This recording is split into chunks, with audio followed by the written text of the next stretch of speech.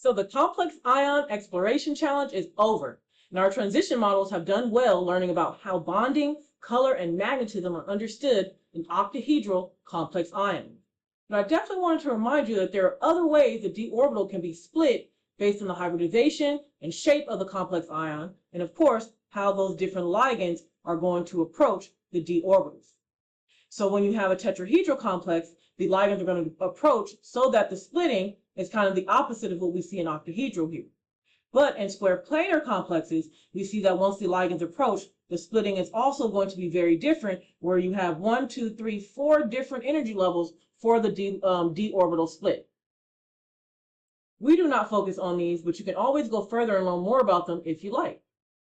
So we have come a long way from transition metal to coordination compounds to crystal field theory, but we made it, folks.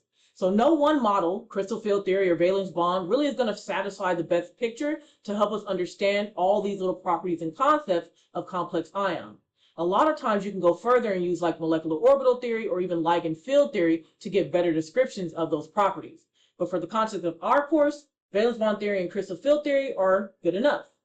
So to end this whole thing off, I just wanted to go back and remind you of the fact that these complex ions are very important in our world, in our industry, but I want to focus on the heme group here and also the complex ion around our iron. So we have iron 2+ here, and we have different heme groups that are surrounding the iron, and this is going to form the overall complex called hemoglobin. And hemoglobin is in the blood, and it's there to help us transport oxygen. Now, how does it do that? Well, this heme group is going to help facilitate the breaking, or I would say binding and releasing of oxygen.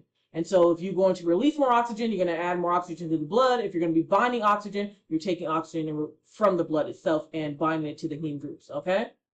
So although very quick, I just want to remind you that yes, these complex ions and how they're bonding to ligands can have a lot of different applications in our world. And there's so much to learn about if you want to continue to study this in inorganic chemistry. Well, next, we're going to move forward and we're going to go into the bonus video where we see some of our favorite transition model complexes undergo makeovers. How will it all end? Go ahead and click the next video.